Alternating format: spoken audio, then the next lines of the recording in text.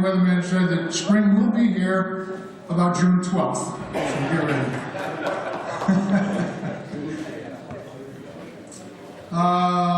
Welcome to the Central Pennsylvania World War II Roundtable March meeting. Without further ado, I'd like us all to remember to turn off our cell phones, which I have to do. And I'd like to lead us in the Pledge of Allegiance, if you don't mind.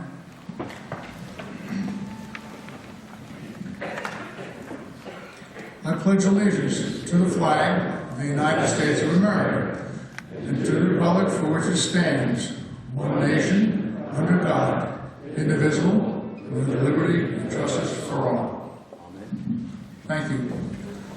I'd like to announce with regret that a good friend of ours and former presenter, Ike Corsetti, passed away this week.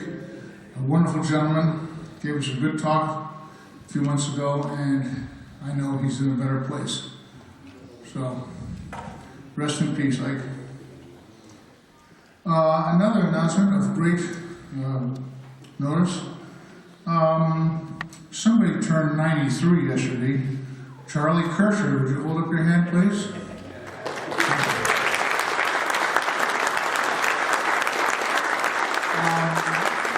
We heard last year about the 9th Air Force and a lot of stuff they went through. Charlie was with the 9th Air Force, so I'm sure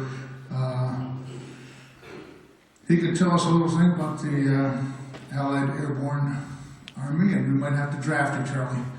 So happy birthday. In our midst this evening is Pat Herskowitz. Pat, raise your hand. Pat is the one who arranges the World War II and Korean War veterans. The honor bus which takes them down to Washington. And if you have a famous favorite veteran or are a favorite veteran and want to be involved with that, please, on the back table outside, there will be the form and the applications. And Pat is right there, so jump all over it. It's a great opportunity.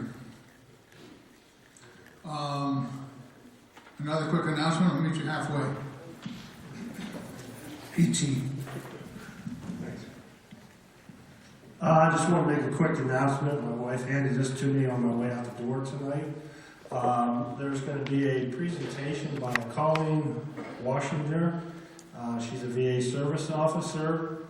It's about information for all veterans and their families concerning service-connected compensation claims, pension claims, aid and attendance benefits, health care benefits, burial benefits, and Pennsylvania State Veterans Homes.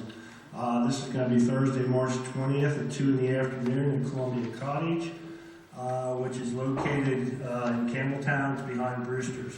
I've also asked Laura to scan this sheet and send it out to anybody that's on the email list for further information.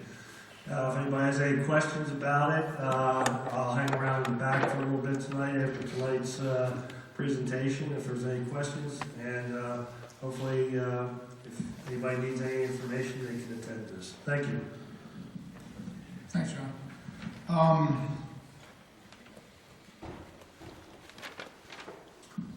We have some first-timers in the house, and what a thrill if we have amongst us a Iwo Jima survivor right back there.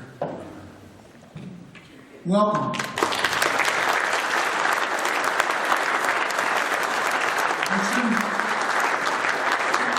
Excuse me, I shouldn't say an Iwo Jima survivor, I should say an Iwo Jima victor.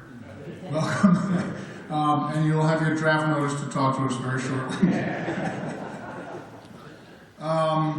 Now, obviously we have some first-timers. If you want to be on a regular list and aren't, you'll be, see Laura back there in the orange, or whatever we call that, shirt. And she'll take care of that, either written or email notice. We like to notice, let people know. So if you're not getting notification. Now, this is probably the most important announcement of the evening. The church has some other obligations, and they like to clean up early tonight. Normally we hang around and have cookies, chit-chat with each other, and we encourage that. We encourage you to do it quickly tonight so that we can retreat, so they can close up the building by somewhere between 8:30 and 8:45 would be a big help to them. They're a big help to us. I think that's the least we can do, so please keep that in mind. And if you don't, we'll get the hook. Now, here we are in March. Just a few notes of what happened in March in World War II. We're going to give you a little Pacific and a little Europe, and then I'm going to go to 1944, but it's the month of March. In the Pacific, the Battle of the Bismarck Sea. This is big. The United States and Australian naval forces, over the course of 3 days, sank 8 Japanese troop transports near Guinea. Who knows what would have happened if they'd gotten away they were going. Also, the U.S. Army Air Force, the 14th Air Force is formed in China under General Claire LeChennault, who was the former head of the Flying Tigers, as you know. They will play a part in the war for sure. Over in Europe and in Africa, in the battle of, I'm not sure the name of this is Medellin, Tunisia, Rommel's last battle in Africa, and he is forced to retreat. General Patton leads his tanks of 2nd Corps into Gaza, Tunisia, and American tanks defeat the Germans at El Ghoutar, Tunisia. And that pretty much wound up the African campaign. That was tremendous. Meanwhile, the German forces did their thing. They liquidated the Jewish ghetto in Krakow. Not a good day. We had devastating convoy losses in the Atlantic in March due to the increased U-boat activity. And finally, for those of you who remember the movie The Great Escape, 76 Allied POWs escaped from Stalag Luft 3 in Sagan, Eastern Germany, known as The Great Escape. 73 were later recaptured. Of these, 50 were executed, 23 were sent back to prison camps, and 3 escaped to freedom. Jumping ahead to March 1944, how things change. On Bougainville, the Japanese ended their failed assault on American forces at Hill 700. Meanwhile, the Japanese crossed into India, the Indian border, but while retreating out of Burma, so the Japanese were getting in disarray. They hung on for a long time, as you know. Over in Europe, the third battle of Monte Cassino begins, and the little town of Cassino is destroyed by Allied bombers. A lot of controversy about that battle, whether they really needed to do that or not. German forces occupied Hungary, and the Red Army approached the Romanian border, and in they came. Meanwhile, Yugoslav partisans were attacking Trieste on the border of Italy and Croatia.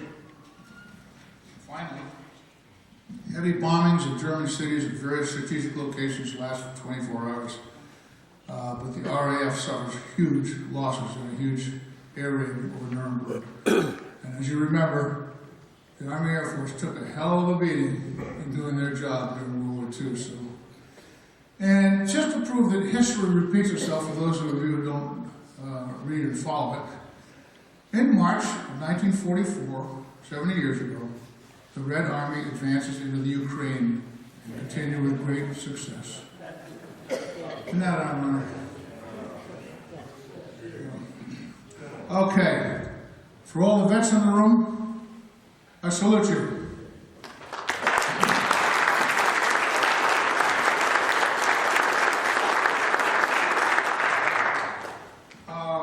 As you remember, last month we announced that we were changing our name. We have changed our name to the Central Pennsylvania World War II Roundtable, recognizing the fact that we got beyond the capital area, and we're very proud of that.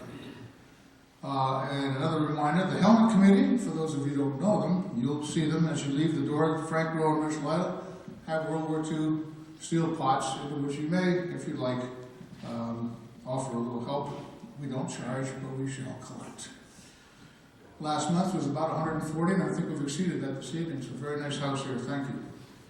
Next month's speaker will be a friend of ours, Floyd Demi, who was in the 10th Armored Infantry Division. He saw action in Germany after the Battle of the Bulge, right to the end of the war. We have speakers lined up for May and several through May, and several potential thereafter. As you know, tonight was going to be a doubleheader, but the one half of the doubleheader, Max Brill, our German World War II vet, 8 times wounded, etc., on the Russian front, is not well, so he had to go AWOL for the night. But we do have Joe Barrett, U.S. Army Air Corps, Had a lot of experience with various flying aircraft, known such as the B-25 Mitchell medium bombers in North Africa. Then in Burma, servicing B-24 Liberator heavies, as well as B-39 Airacobras and Curtiss P-40 Warhawk fighters. I'm sure he can tell us a lot about these planes went through and what he did to help get them through. And by the way, did you know that they just found an Airacobra not too long ago in a lake in Russia? Did you know that? They pulled it up, they called in the British military recovery unit, and they pulled this thing up completely. The remains of the pilot were in it, including his medal. It had been given to the Russians, and it went down mysteriously in a lake, and he had all his medals with him, and the flight log of the plane, and in the plane itself, on the plane was still written in pencil the names of the women, Rosie the Riveters, who would sign the aircraft, were still there very intact. So it's being rebuilt in the same plant, the same Bell helicopter plant that it was, Bell aircraft plant that it was built in up in Buffalo. So you probably helped out at one point or another. So without further ado, I'd like to introduce you to Joe Barrett. Thank you very much for coming, Joe.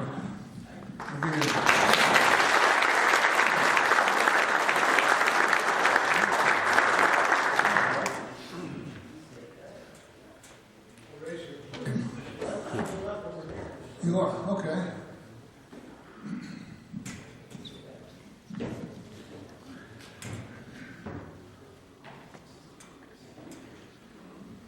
You didn't do it with the Bible or by the table?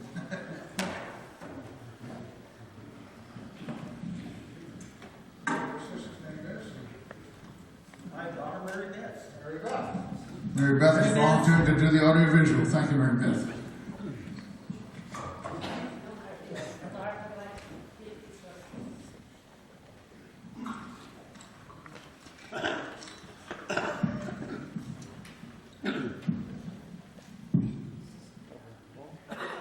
Are we ready? Can you hear it? Okay.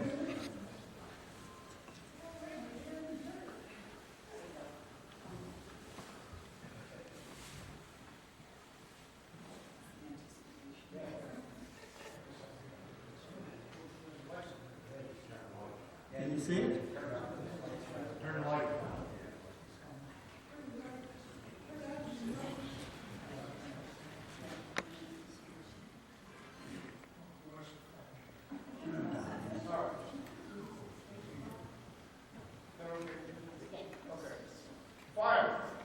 We're all set. Well, that came out pretty loud. I'm going to use a crib sheet because I can't see that. You can read the first part. And tell me when you're ready. Oh. He's in there. That's the Burma Road. That's the Burma Road. That's our bathtub. Not 80 yards across, 100 yards long. It's in the middle of China. The two boys on this side, we the boys then, were from San Francisco. And going through China on the Burma Road, we'd have been lost without them. They were the only ones that could speak the language. Okay, there we go. You can read that. I'm Pennsylvania born, Pennsylvania educated, and a Pennsylvania resident. So I'm a Pennsylvanian.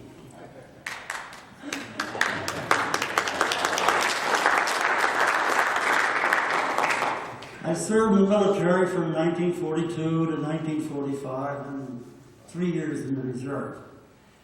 I was inducted in Wilkes-Barre, PA.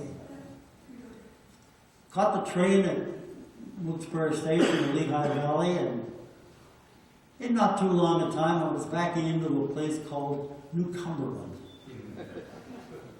That's probably close to here. They get you in there and they steal your clothes. And give you some clothes that they think fit you.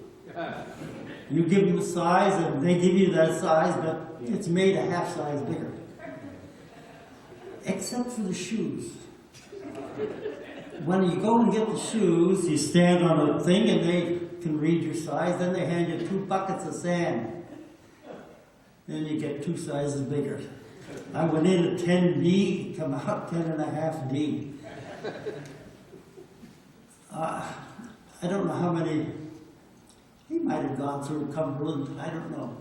It's where we got our uniforms, where they gave you all your tests, where they backed you up through a door and gave you a shot in each arm for 2 and 3 days in a row, for every disease known to man, and some not invented at the time. It hurt. Needles were different then.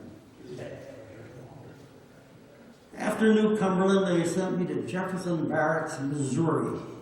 I'm now in the service. I'm part of the 355th TSS Flight A. Training, I guess. It's a beautiful place. Brick buildings, green grass, nice, and they drive you through it very slowly, and you pass all that, and you come to where you're going to live. They have wooden mess hall, which is great. And 1,016 by 16 pyramid tents on wooden platforms, thank God. And it's January. And there's 6 to a tent, a bucket full of water, and a little stove that burns soft coal. Well, we're anthracite people. We have a hard time keeping soft coal lit all night. And what do you do with the bucket? One guy says, put it on the stove, you get moisture, and you feel warmer. The other guy says, set it beside the stove in case you need it. Well, we put ours on the stove. We'd rather have warm, moist air. The guys from Philadelphia put theirs beside the stove. Their tent caught fire, and they picked this thing up and threw it on with a block of ice. It just threw the fire all over, burned out. No place to live. Country boys sometimes are smarter. I took basic training there, 13 weeks. Shipped out of there to Baltimore, Maryland, a place called Holabird Ordnance Motor Base. Learned to fix car frames, truck frames, radiators, things like that, things you would need as ordnance people in the Air Force to maintain the vehicles.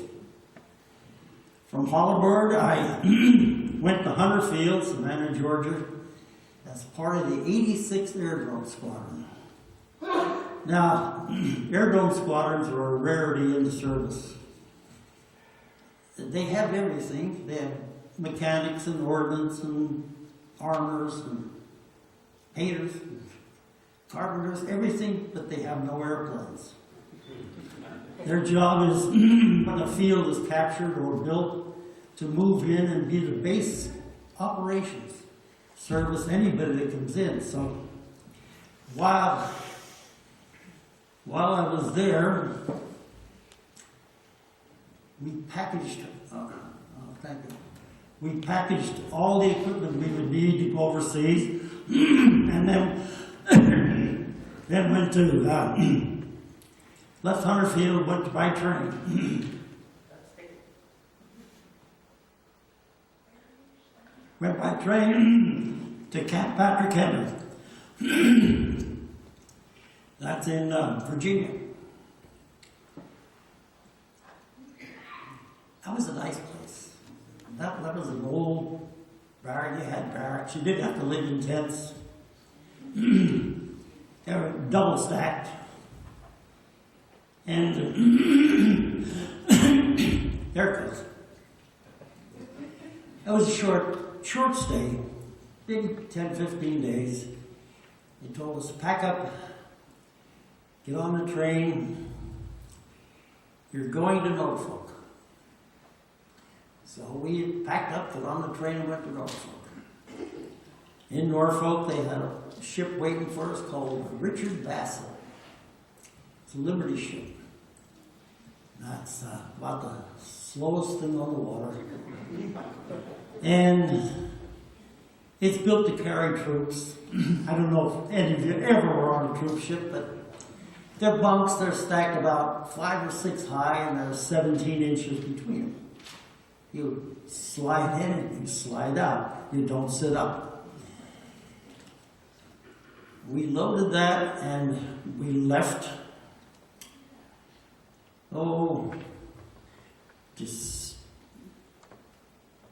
December the 23rd. Always at Christmas time. Every time you move at Christmas. You have to eat on board ship. We complained about it, complained about the food. Others on board said it was the greatest food they ever had.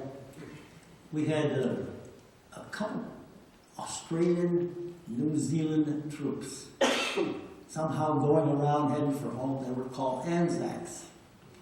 No matter what time you got in that chow line, no matter how early, they were there first. I asked him one day, I says, "You guys eat early all the time?" He says, no, we eat early like this because we go around and get in the back of line again. He said to me, "New Zealanders eat more than any other people on earth." And I said, "I didn't know that." But I guess they did because he did. They went with us, they went to North Africa, right? They went to North Africa. We left, we got December 23rd, we got to the ship early in the morning. Took all day to load. And the only people there were the Salvation Army.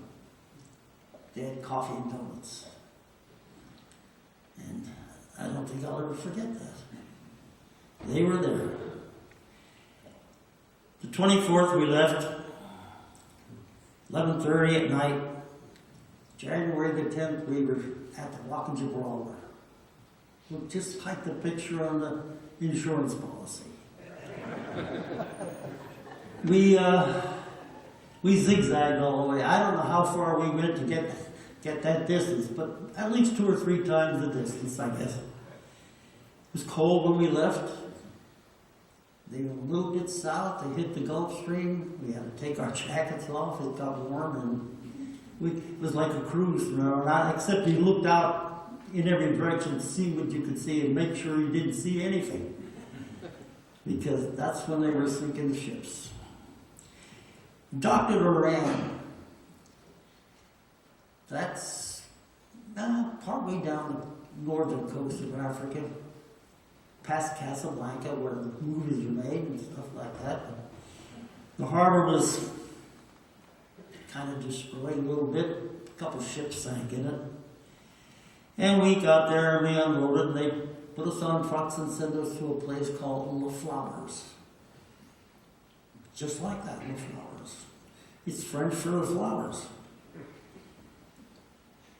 I'll tell you what, we didn't know much about anything. How much you don't know. Being young Americans, knowing what we know about America, when we got there, we found out that we were the greenest people on earth. Africa had olives, oranges, dates, and warm weather in the day. You could take your shirt off. But when it came night, you froze to death. Your teeth chattered, and I don't know, that fellow that was in Italy might know the same thing. It's warm in the day, but you can freeze at night, but it is never 32 degrees, but you still are the coldest you've ever were. We had a camp, posted guards, and the Arabs robbed us every night. One night they got the barracks bag of the sergeant of the guard, a guy I knew well, but they caught him. And they held him at gunpoint till the morning, and they called the French police. Here's where our education begins. The French police come in and look at him, and they look at the stuff, and they whack him over the head with a club. When they fall down, they beat them and beat them and beat them till they almost killed him. our captain said, well, what are you doing? And luckily we had a guy from Maine called Ray Fontaine who spoke French. It was his first language.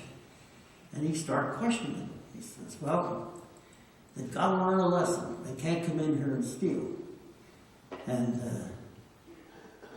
the guys that were getting beat didn't show any rancor or anything toward these guys beating them. He says, oh, they like us. He says, if we turn them over to the Arabs, the penalty for theft is the removable of the offending hand. Boy, it's a tough life out there. Nothing we were used to. We noticed, and luckily we had Ray, he could speak to people. During the day, the kids would run by and they were wearing GI shoes and GI shirts and English shorts and dressed to the nines. And Ray stopped on them and he asked him about it. He says, all good stuff. He says, isn't the German stuff any good? He says, you don't wear German stuff. He says, you only wear it once and you're gone. Discipline. We didn't have it, they had it. Oh, that was Africa. My first trip there. We waited there to see which way we were really going to go. And it came to be we were moving out. So we went down to the docks. HMS Chantilly. Must have been 100 years old. It was a junk. And we're standing in line with our bags on our shoulders and we're going down. A bunch of Italian prisoners are lined up on the other side. One says, hey, Joe. Well, every one of us were Joe. Somebody said, yeah. He'd been to America, he spoke pretty good English, a little bit of an accent. He says, where are you going? He said, well, hell, we don't know. He says, you're going to Bombay, India. Well, how do you know that? He says, I loaded that yesterday. He says, guess where I'm going? I don't know where you're going. He said, I'm going to Louisiana. What a deal. So, we parted ways.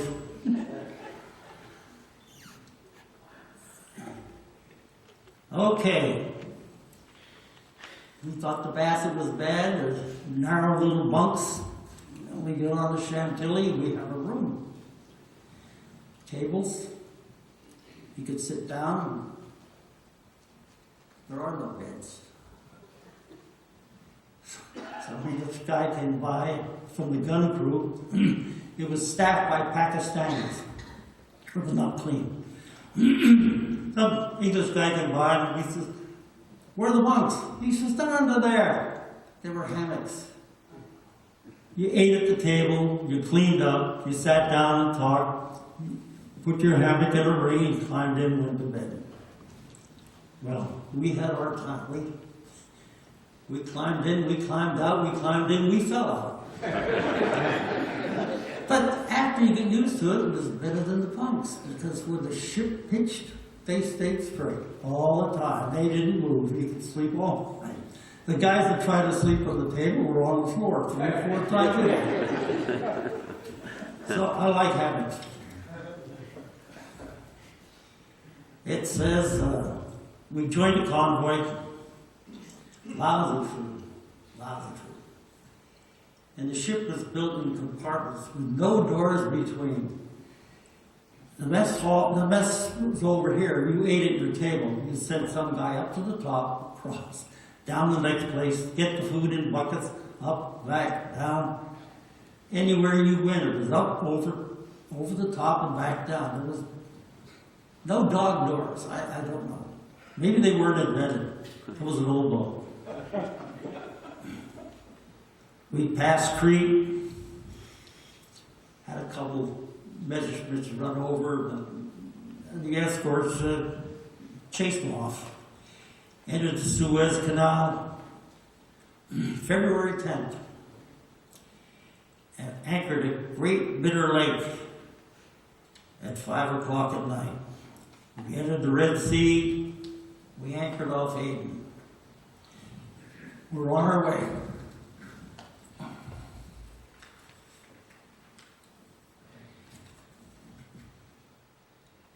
We left 33-ship convoy, 11:30 at night. We docked in Bombay, India on March the 3rd in the afternoon. Well, here's another learning experience. India. We boarded the train at 5:30 and at 7:30 we're on our way. We got 1,200 miles to go. So this is March the 4th.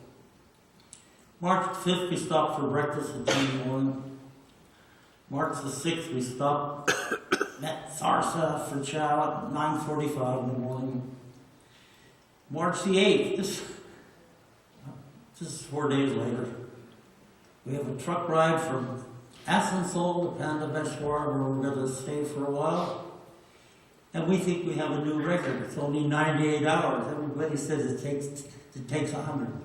Because you only go 12 miles an hour. Cars were open cars. They were benches, like you're sitting on. No, yours are padded. Yours are different. There was a toilet at the end of the car. You hung on, and you saw the tracks going under.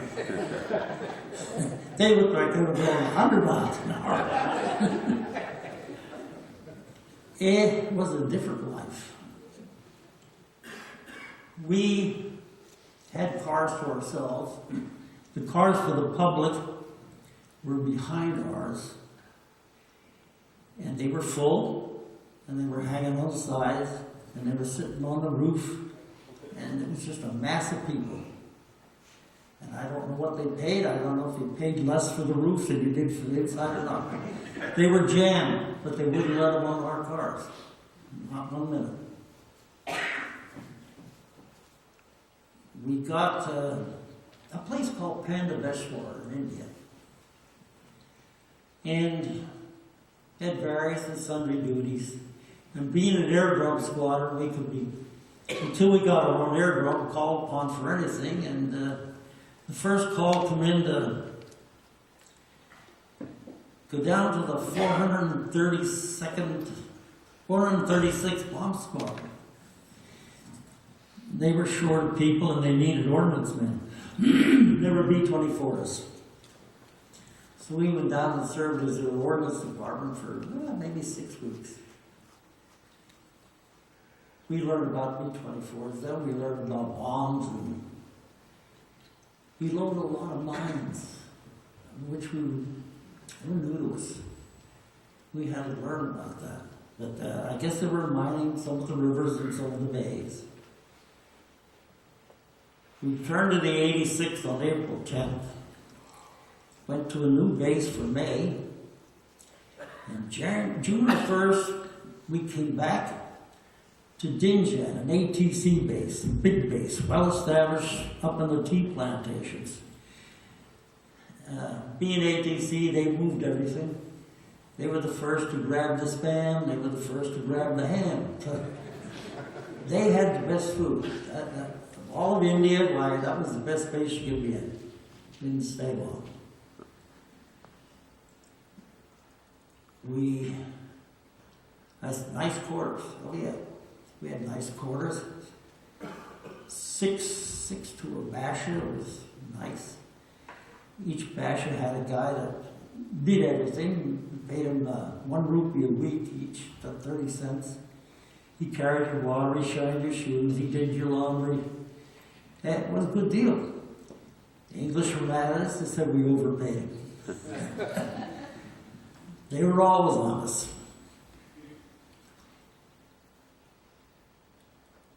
June the 13th.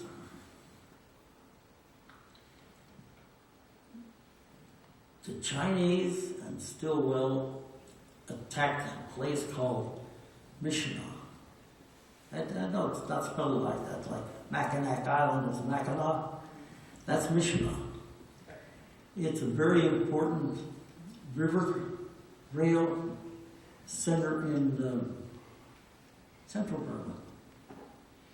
They attacked on the 13th, our armament went down. On the 14th, we ordnance people moved to our first aerodrome base called Tinkoxican. It is in the middle of nowhere.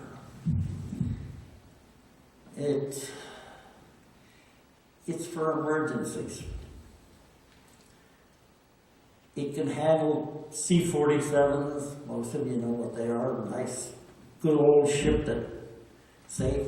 It could handle B-25s, because they could land and take off on a short runway. It had fighters, P-40s, and P-47s, big jug. We took care of them. We supplied them with their ammo and ammunition. They were elements of squadrons that were detached because the place couldn't hold a full squadron. It was 60 miles from Michigan, and it was very useful for the squadrons in China. They would load up and come down and bomb at Michigan and then come over to our place, 60 more miles, land, take another load, go to town. If we would let them cheap, they could go off the end of the runway. The Lido Road was coming. It was right beside us, but it was 2 foot deep in mud. So they would go down the end of the runway and go to town. They'd come back, their ship would be loaded. They'd take off, they'd bomb, and they'd go home. They get credit for 2 missions in one day. One coming, one going. They got their time in quick. We thought we were going to be there a long time, so we decided to build a basher instead of living in tents.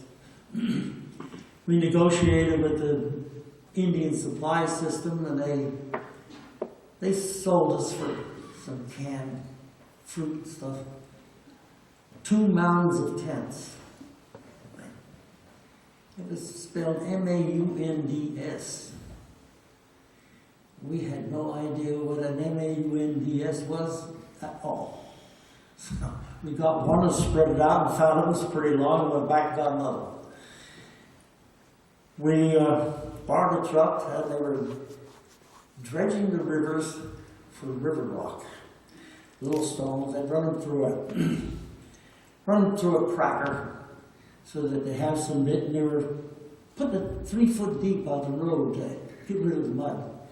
We borrowed a truck and we stuck it in our place, and we took about 6 loads to build our bash on. That nice dry stuff. I thought about it later. The natives, they dug those stones out of that river for 1,000 years. They're looking for rubies. I wonder if those big shovels didn't grab a bunch of rubies up and just bury them in the Burma Road, I don't know, or in the Lido Road. But we got our tent though. It was easy. If you wanted a 40-foot pole, you just ran into the jungle. You found one about that round, it'd be that round at the top, be 40 foot high. They just grew straight up. We cut them down, we built ourselves a nice place. You even had a dark room. We even put up a shower. Had a guy from New Jersey with a millwright and a plant. He'd bum a little gasoline transfer machine that broke down. So they couldn't get gaskets for him. They could get almost everything, but you couldn't get a gasket. So he made gaskets out of asbestos paste that he'd make. And he'd clamp down. He'd cure it for a couple of days. It ran. We would pump water up into some 55-gallon drums put together and let it sit in the sun, and we had showers. We had company, too. A lot of people showed up as soon as they knew we had a shower. Getting in the river was no fun. You needed help. Someone to watch and see where the leeches were so they could burn them off you before you try to dry yourself. That's the jungle. I felt sorry for the guys in Vietnam. I know what that jungle was like. Miserable. Okay. We were there on August the 1st. We got word. Our ordnance officer left he was transferred out. October the 1st, we found out that we're transferred. We're now going to the 490th Bomb Squad. While at Tinkoff, we serviced B-40s, P-47, a couple P-51s come in, a lot of B-25s, many C-47s. They brought everything in until they got the gravel on that road. There was no traffic. It was just mud. I was on bulldozers up to halfway up the engine mount in mud, which they would drag out and refix. We're transferred to the 490th Bomb Squad. Okay.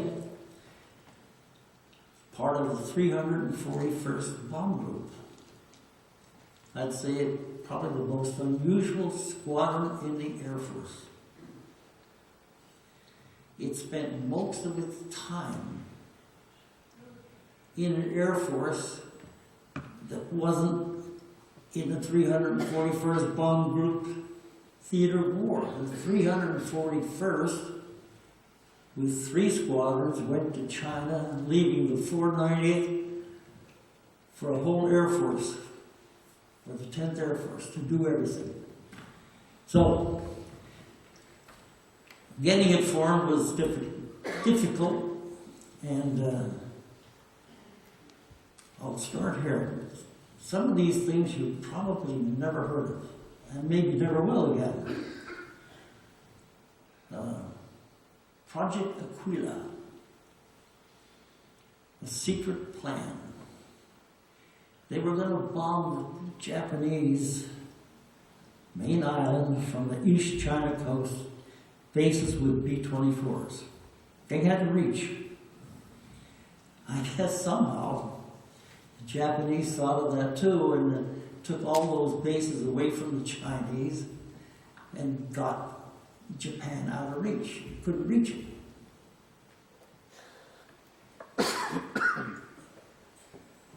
Project Aquila started out with item number 1. You can read that. I think it's readable. A flight of B-25s dispatched from a carrier was to bomb Japan, come into the East Coast China bases, land, and after their mission, they were going to be 16 planes, 1/4 the cadre of the 341st Bomb Group. Well, at the first 16 are gone already, and we never even see them. They started out too early. But I'll read the plan first. 35 DC-3 transports. Drop in a bucket. But, okay, this is the agreement. A group of 33 A-20 attack planes for the Chinese Air Force. The crews that bring them over are going to be in the 341st. This is the Dawson Project, this one's called. 23 B-24 heavy bombers, and they were attached to the 10th, known as the Halco Group. They were the guys that were going to bomb Japan. They never got there. When they got to North Africa, things were going tough in Italy, and the 15th got him. He got him. He got 23 B-24s. 51 P-40s for Chanel and the Flying Tigers. They had some. They were going to get 51 more. They didn't get them. The Japanese declared, they start pushing in China, start pushing everywhere. I guess the war in Italy just escalated, and they needed airplanes, so they took them. We didn't get them. Everything failed except the flight. Doolittle took off too soon. That wasn't his fault. As I said, there weren't any A-20s. Someone took the 33 A-20s. But they sent A-29s Lockheed Hudsons with English turrets on, in place, and most, they got 23 of them there. They sent about 29, 22 of them out there. But most of the crews that brought those over were transferred to the 490th Bomb Squadron, where it was just started. And now I have a little story about where Doolittle come from. Where'd that gang come from? There was a 17th Bomb Group on the West Coast, and they were doing submarine patrol. They were the first people to get B-25 bombers. After they were in service about a month or so, they got word that they had to move to the East Coast to Columbia Army Air Base in Columbia, South Carolina. They came. They started training there. They got orders to send 24 B-25Bs to Eglin Field, Florida. Well, what were they going to do there? They were going to practice very short takeoff runs. 24, 16 of which were selected at the end and put on the carrier. That was the Doolittle's gang. They came out of the 17th bomb. The rest of them were kept there to train more people. And they were part of a project called Project 157. I have no clue what 157 could be. But it was to train people for the 341st Bomb Group, which was being formed in India at the time. After Doolittle left, 10 of those took off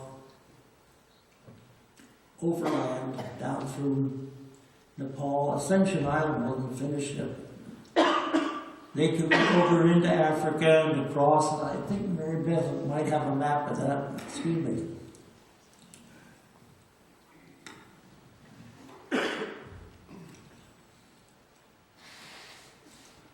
They got there. I knew one of them very well, and he says,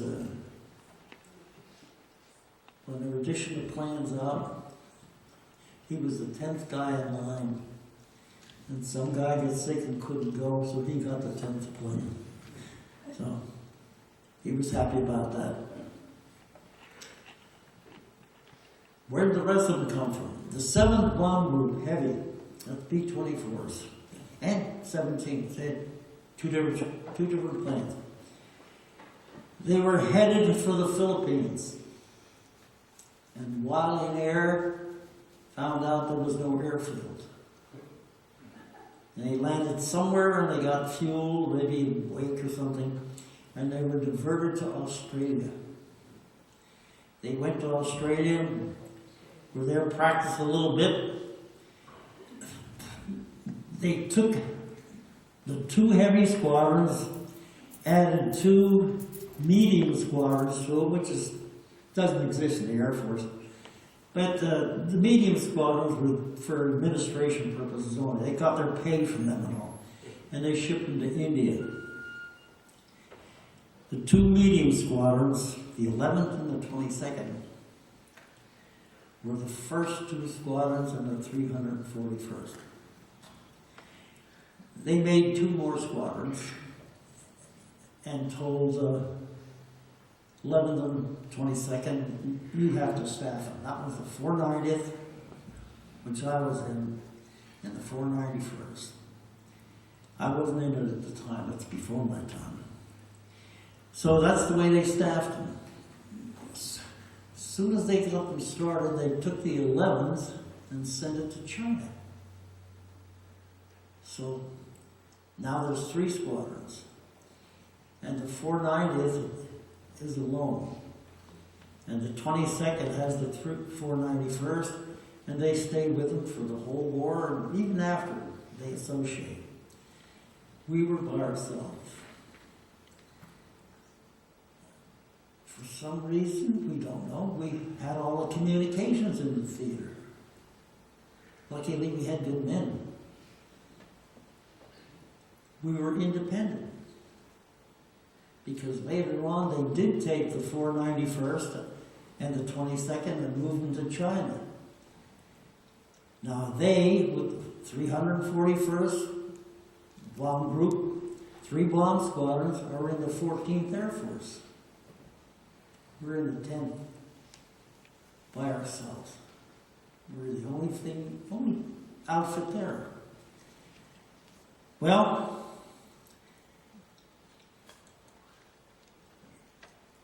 in October, we got a Jim Philpott. He became the CO, and he wanted the crews that delivered those Hudson bombers. They were his people. He knew them.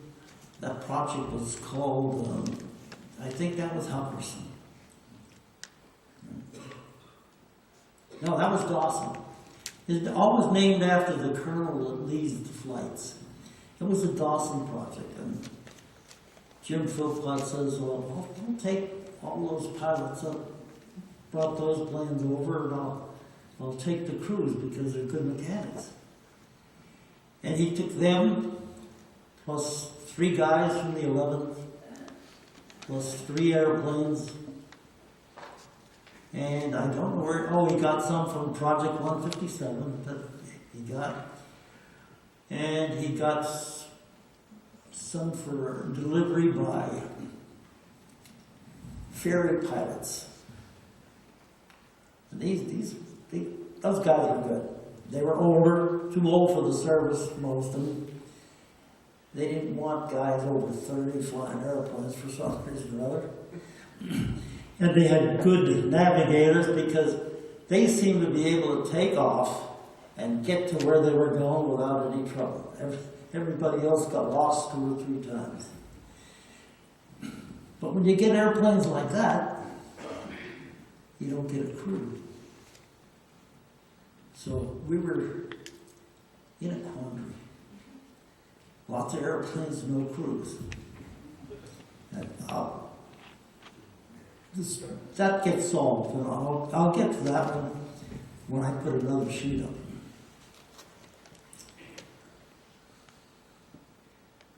Okay, as it says here,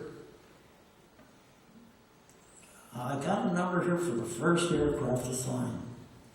It was a B-25C 41-12968.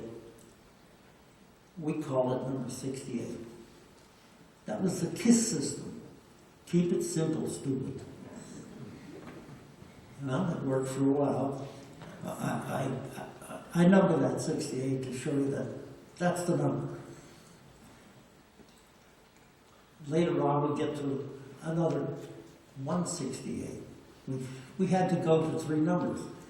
Too many ships were coming in with the same last 2 numbers, so it got confusing. So we went to 3 numbers. That made our thinking process 10 times as bad as it was before. We only had 99 to remember, now we got 999. But it clarified things anyway.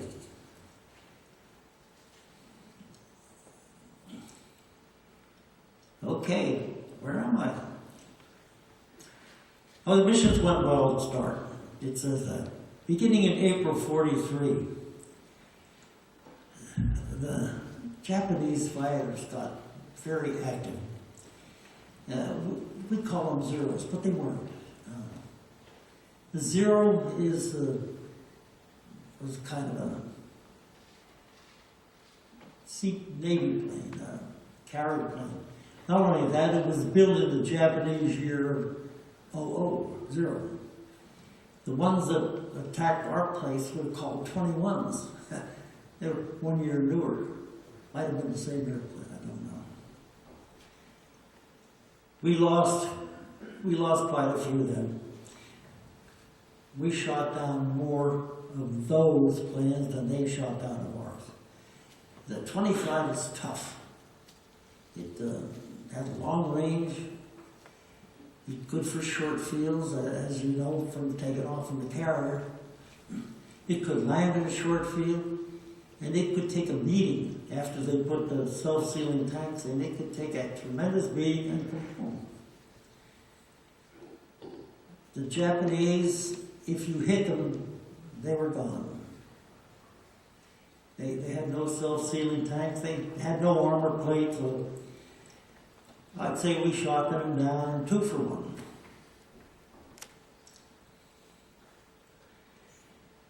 And as it said, I guess we're on the right page. It was read today in his early announcements that the Japanese come into India. We ceased operations at that time. We put bomb racks in, racks in the bomb bays where we could load ammunition and food and stuff like that. And we quit combat operations and we flew into Kohima because the Japanese were in Kohima in Imphal. And they had a plan to go through India, and the Germans would go through the Ukraine and meet and cut the Allies in half. Well, they lost at Kohima and Imphal. Our guys flew, 1,490 tons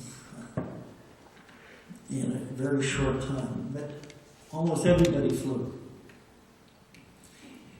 The crews got so tired that they were asleep on their feet. So some of the other chiefs and line chiefs substituted for them, and some of the section chiefs, and I know a few, and the first sergeant, and Arnie Spielberg. But when the commander found them flying, he drug them out of there. He just said, I can find radio men, I can find people, sergeants, tech sergeants, I can find them. But I can't find section chiefs. You're done flying. So they weren't allowed to fly anymore. But a lot of people flew, and the guys gave up their cigarettes and everything. They threw them in for those. There were a lot of Canadians and Australians fighting at Imphal, and some Gurkha regiments of the Indian Army. We June the 30th, we're done. So we get to routine coming in. And now, November the 11th, that's what I remember, went by truck to Warzuk, Burma. I had spent the previous year any number of months in a place called Tinkoxakan. I seemed to be out of Burma, back with the good food for 3 months, and I'm heading back into Burma. Going to a place called Warzuk. We got there and started setting up, and the squadron followed us later. The first mission from the base, a routine mission, they come back and landed. They, as I said, inflicted minor damage, had a little minor damage of their own, and settled down that night. We get bombed. I think we made them mad. So they came and dropped some small, mostly anti-personnel things. They come in clusters, they break apart, and they scatter far and wide. I was in the bomb dump. You're supposed to dive in their slit trench, we didn't have any out there. We dug them by our tents. And it was night, and we had the lights on the truck, and we were loading bombs. And one truck was running down the runway, and he had the the big light that goes back to the hook, he had that on, the headlights on, and he's going down, and this Japanese plane's coming over. I think that confused them. I think they thought that was a road. Here's a truck coming down the road, and there's another nice white stretch over there. Don't know which one to do. So give them a little of both. Well, the guy over there got the most. Turned out to be the black engineering battalion who built our base. They liked the stone and all, so they made their camp runway as wide as our strip almost, and nice and wide along. So we bombed them too. They had 4 casualties. I don't think we had any. And at the time, when you hear bombs bursting and you're in the bomb dump, you don't have the slit trench. It's back at the 10. You can't run that way, that's where the 500-pounders are. You can't run that way, that's where the 1,000-pounders are. You're in the 250-pounders. You just walk over to the edge and get in the gutter and lie down. There's no place to go. The next morning, the CO looked around, checking all the damage. The slit trenches, you're outside your tent, might have been 16, 18 inches deep. By that night, they were all 3 foot deep. The one down on the line at the ordnance shack was 6 foot deep with a step to get down and had a top on it. Oh, there was motivation. The engineers, one cluster of bombs hit there and didn't open and scattered around, so they came marching over to the ordnance shack the next day and want souvenirs, but they're twisting the veins. So we run out and stop them and bring those things in, and took all the powder and the detonators out and gave it to them for bomb. But had they came a little longer and kept twisting that, would have been a mess down there. I didn't get one. Nothing hit our runway, nothing hit our trucks, nothing fell in the bomb dump. It broke a gas line down the end of the field, and we had a little fire there. We got off lucky.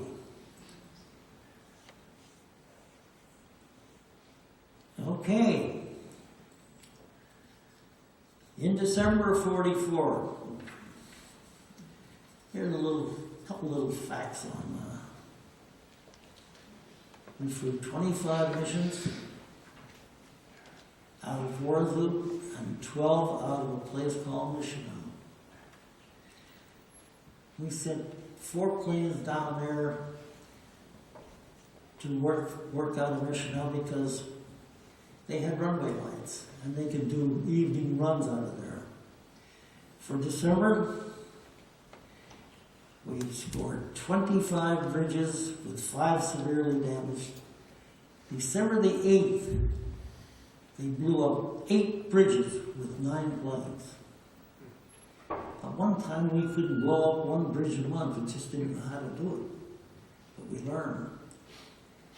On December the 23rd, we knocked out 5 more bridges for a 2-day total of 13 bridges. That's a lot. I don't think anyone's ever done that since.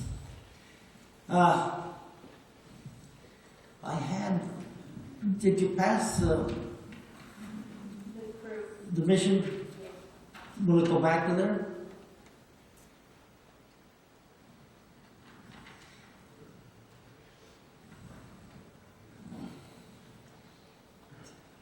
A friend gave me this. It was his sheet. His name was Chet Rogowski, and he gave me this. He says, "Here, this is a typical mission." And I'm looking at it the other day, and I says, "Yeah, I'll talk about it. I'm going to pick the one we have outlined in red." I had a lot of reasons for picking that one. Oh, it's the first one on there. It's the CO's. but I knew everybody on that crew except Becker. In place of Becker, I knew the crew chief of that plane very well. He died last year. That's the most unusual thing you're going to see. First, I get to 168. Remember the other 68? Two of them would have had the same number, so we start going by 3 numbers now. 168.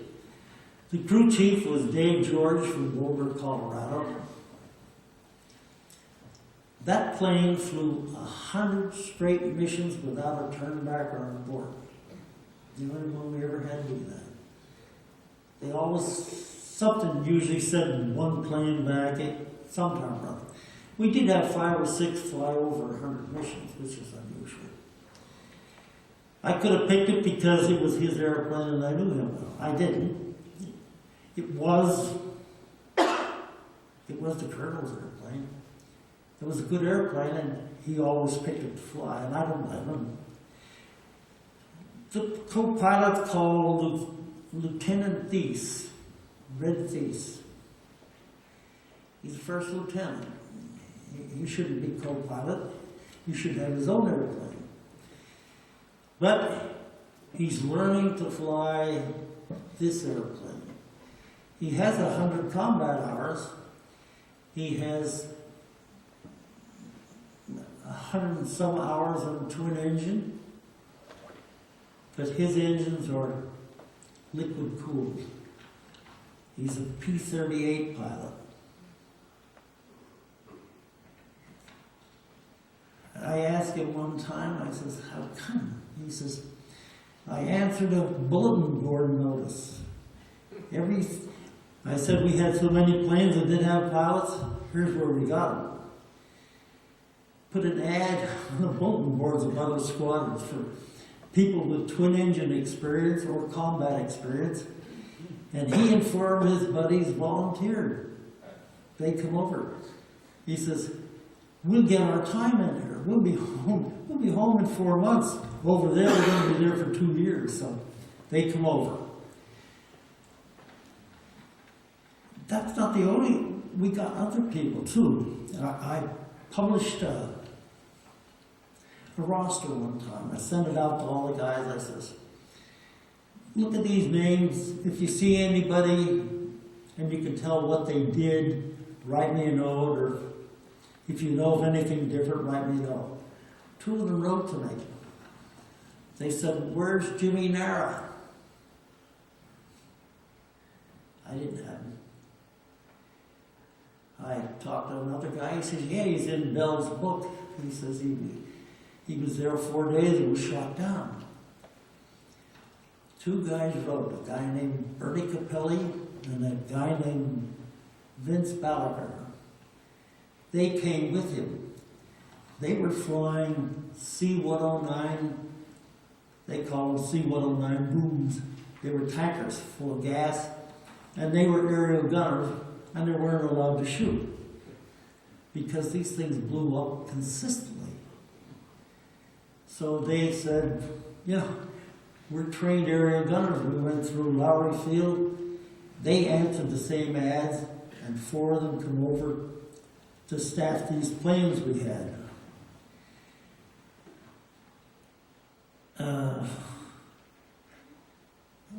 It was odd when I looked at it. Bernie Capelli was from Ardmore, PA. Okay. Vince Balaker was from Everettville, PA. And the guy that was shot down was from Cannonsburg, PA. All those guys from one squadron came, they were all from Pennsylvania. I finally looked into that and found out that almost 1/10 of the 1,500 people in the squadron were from Pennsylvania. Pennsylvania put a lot of people into the service. A lot of people.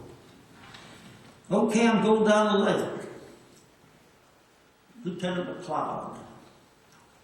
He came out of college, he went back to college, became an ophthalmologist. I remember him well because when I hosted a reunion in Lancaster, Bob McLeod offered to assist and drove down from New York and went around and lined everything up. He died of cancer before the reunion, but his wife and son came and took his place. Lieutenant Rogowski,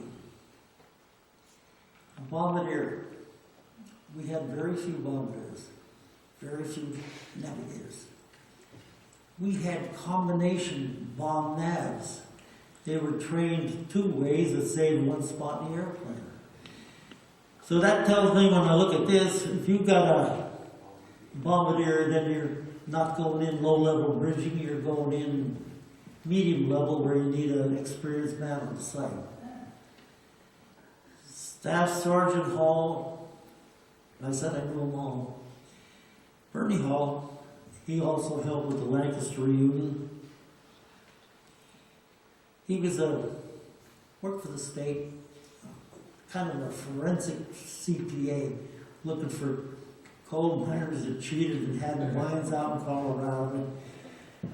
He did that. He lived in Deer Lake.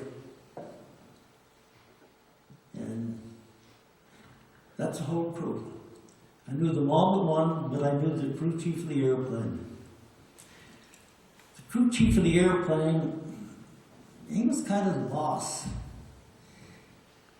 He got that airplane, he had it until it died or he got a new one. The crews could change. The crews, they tried to distribute the load so that every man had an equal opportunity of getting his time in and going home.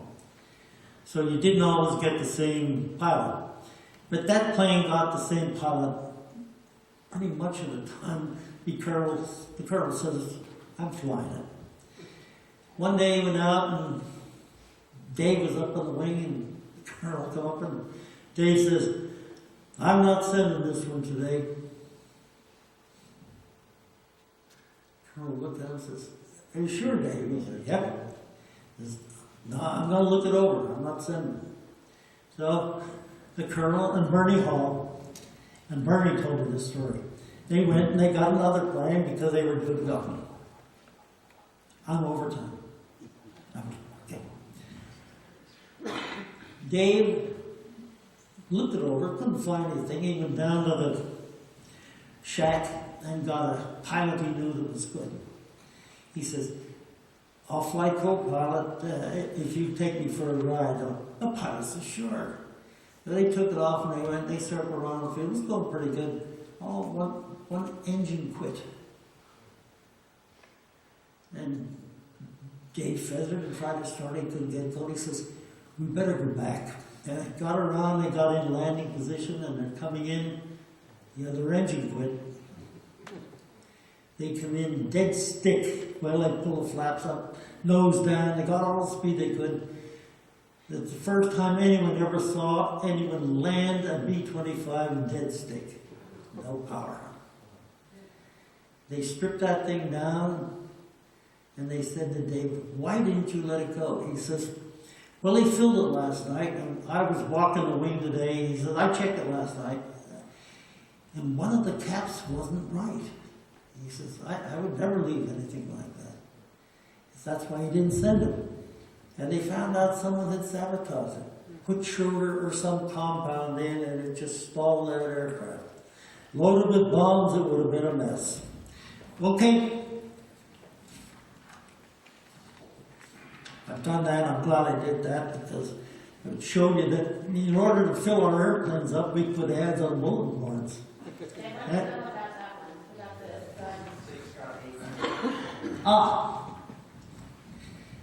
That was our first Jim Philpott's airplane. They invited him back to go on a lawn tour, and he took this plane with him. And he got to Wright-Patterson, where they develop all new stuff, and they looked at it and says, that doesn't exist. There is no airplane like that, and there isn't. It has a glass top, because it was a bomber, it was a siding bomber, but we needed something to tear up tracks and camps and stuff. So they modified it to put six 6 front guns. One was loose, I think, and 4 in blister packs, and the 2 from the top turret. It had 6, 8, 10, 12 firing forward. About 4 months later, 111 showed up. Bare aluminum because it goes faster. We weren't worried about the jets. But it's got 8. They copied the darn thing and they made a new airplane.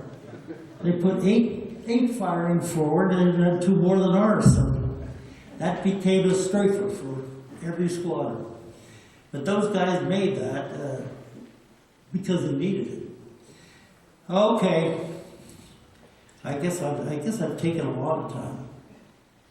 I just want to say last year in 2013, these 6 from that unit were here in Hershey. Oh yeah, they were at the reunion. Did you have a picture of the one with the bad wing? No. Oh, okay. We tore almost half the wing off a plane hitting a pagoda. And they brought it back and they asked someone to fly half a wing in and they wouldn't do it. They put another wing on and that's the front of it. They said it was airworthy, but not really war-worthy. Didn't want to load it too heavy. So we used it for many, many years as a transport. But it lost half a wing. And it came back and landed. Nobody would fly a wing out to it, so they hired a barge and took it down the river, and took the wing in by land, put it together, and brought it back. They were very clever. Well, I'll have to come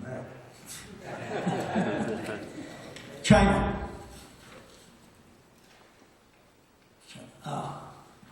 Did you have that? Yes. The cartoon head? Yeah.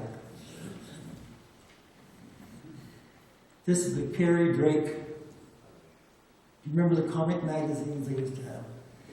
Superman and all those. This is the Carrie Drake comic. In the middle of that comic book is this story. The 490th Bomb Squadron bombing a bridge. They're rare. You can't find them. I looked. But the guy's name was Bucelis from Dracut, Massachusetts. He knocked that bridge out. I've been trying to knock that bridge out for years and couldn't hit it. Couldn't get it down.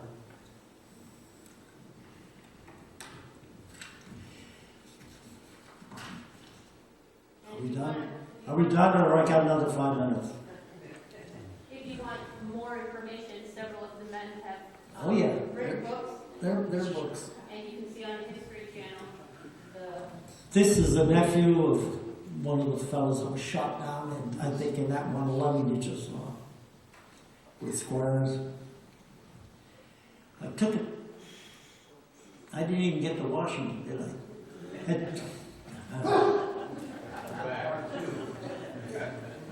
I didn't stay. I came home and went back.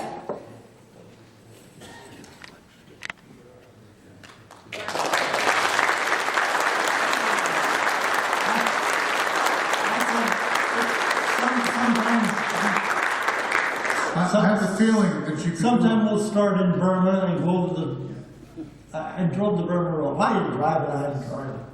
The Burma Road. We bombed bridges in China. We did a lot of things. I have the feeling you could do another. I have a feeling you could do another hour for us, but it can't be today. I'm sorry. Thank you so much. Right. Normally we would have had about 20 minutes worth of questions, but in deference to the people that we'd like to have people come and chat with you. If An unusual squadron, so it's an unusual story. It's Yeah. a standalone bomb squadron. Had its own doctor, had its own chaplain, everything by itself. It had to be that. Thank you. Please come back next month. Remember